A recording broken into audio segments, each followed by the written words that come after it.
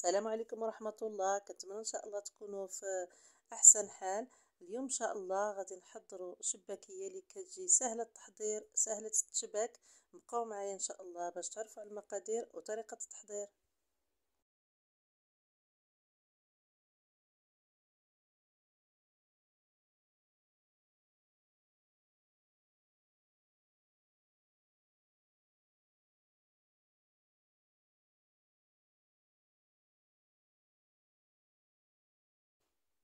بالنسبة للمقادير ان شاء الله كما كتشوفوا معايا، عندي هنا كاس ديال اللوز خضر مطحون مزيان ومغربل، كاس ديال الجنجان كذلك مطحون خضر مغربل، كاس ديال الماء الزهر، كاس ديال الماء، كاس ديال الزيت، كاس ديال زبده نوازيط النوع الجيد، شويه ديال الروح ديال الزهر، واحد ضماد ديال الزعفران، خماره حمراء ما يعادل 8 غرام، معلقه ديال الخل، شويه د مسكر حره، صفر بيضه، معلقه كبيره ديال القرفه، معلقه كبيره ديال النافع، كيلو ديال الدقيق. هادو هما المقادير ان شاء الله كما كتشوفوا معايا.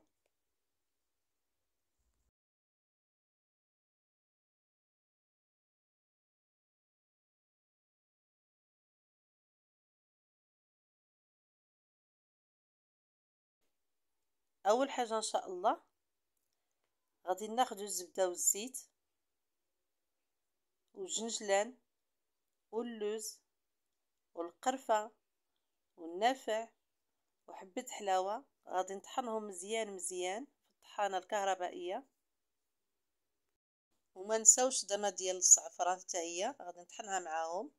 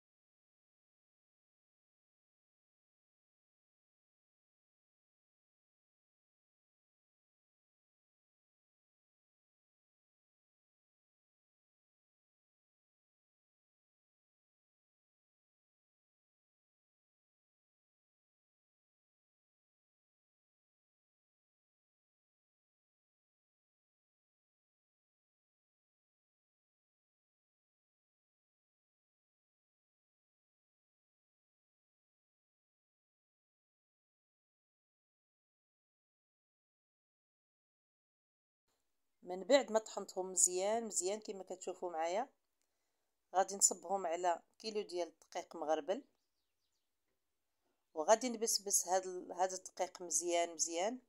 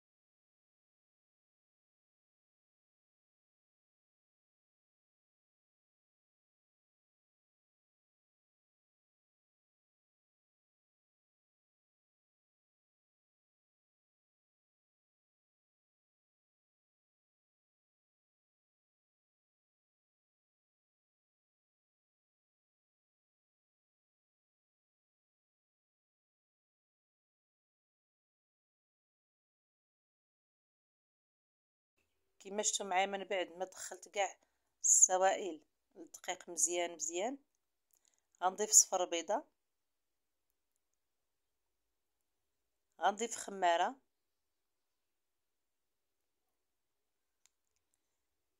غنضيف الماء الزهر مع شويه ديال الروح، غادي نعجن بالماء. عندي هنا الماء عادي،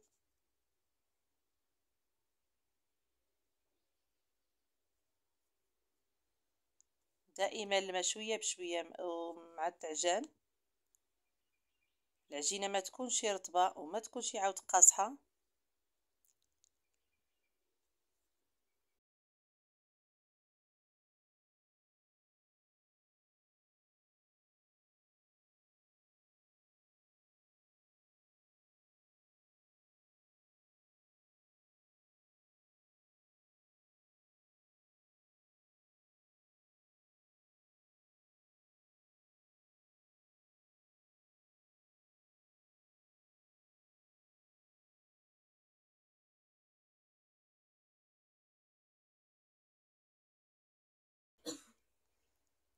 من بعد ما عجنت العجينه ديالي غادي نقطعها طراف،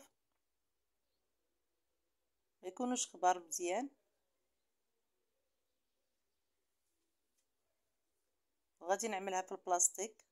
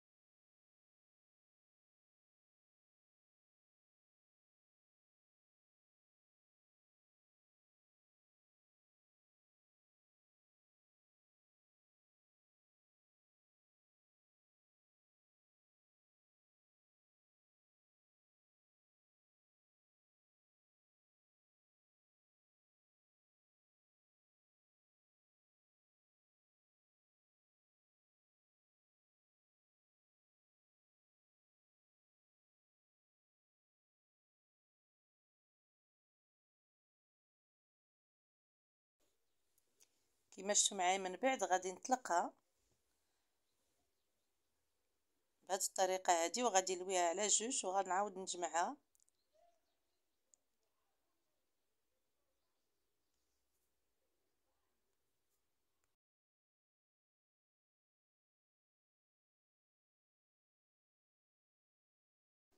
كما شفتوا معايا نفس الطريقه غنطلقها وغنجمع جوج الجوانب، وعاود غادي نجمعها المره الثالثه. غنستمر بهذه الطريقه هذه. الطريقه كتساعدني ان الشباكيه تجيني مجعبه.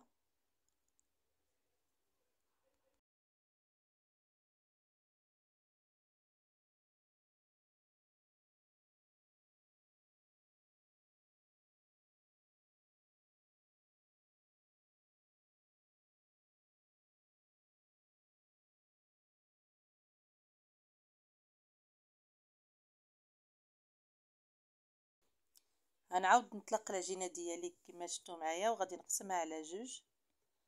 هذه الطريقه كتسهل عليا انني نطلقها في العجانه.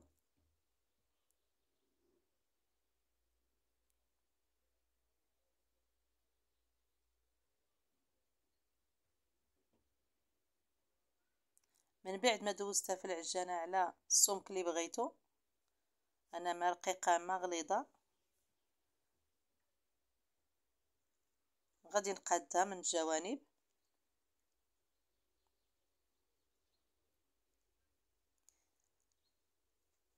غادي نقطع العجينه، يعني غنشبك واحد جوج ثلاثة، غنقطع واحد جوج ثلاثة، غادي نقطع واحد جوج ثلاثة، غادي نقطع.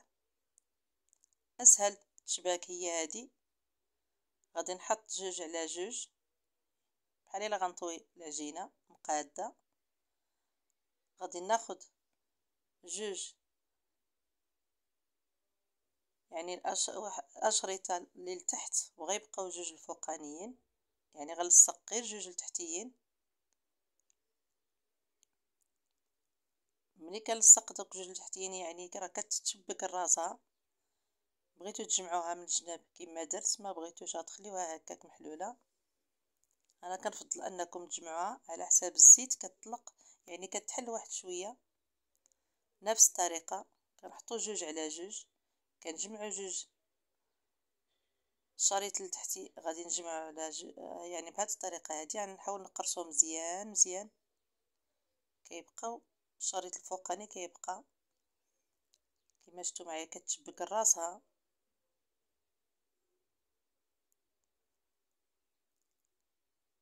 كما شفتوا معايا نحط جوج على جوج. الشريط الاول غادي نجمعو مزيان، كيبقى الشريط الفوق هانتوما كتشوفوا معايا يعني كتشبك بوحدها.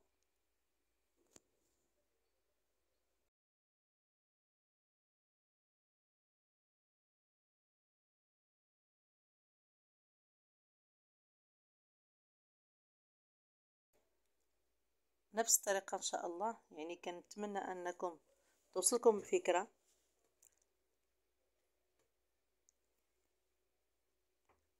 ثلاثه الاشرطه وكنقطع الرابع، كنحط جوج اشرطه على بعضياتهم، كنجمع الشريط التحتي يعني الاول مزيان مزيان كما شفتوا معايا. من بعد ما نشفات عندي هنايا الشباكيه، خليتها حتى نشفات مزيان، ضروري تخليوها حتى كتنشف. من بعد غادي ناخذ الزيت غنديرها فوق العافيه حتى كتسخن مزيان مزيان، وغادي نقص عليها وغادي نحط الشباكيه ديالي تقلى.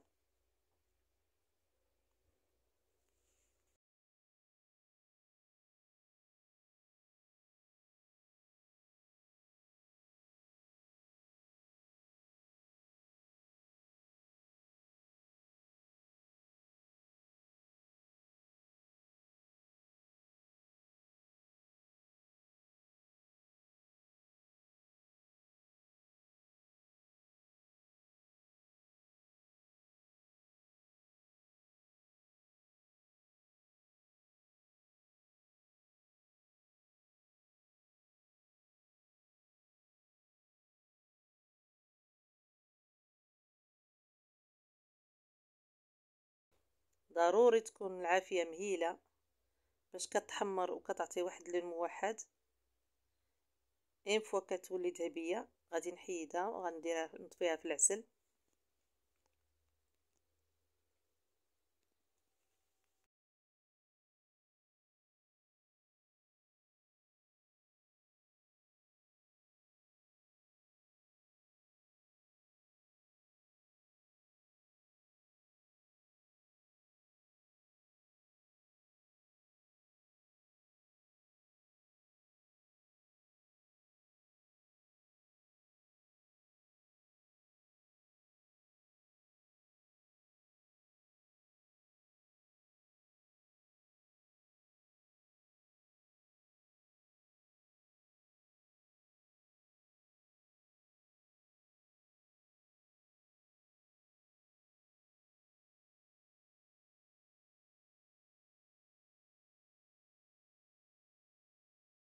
كما شفتوا معايا العسل سخنته واحد شويه، وغادي نخلي الشباكيه ديالي يعني تشرب العسل مزيان.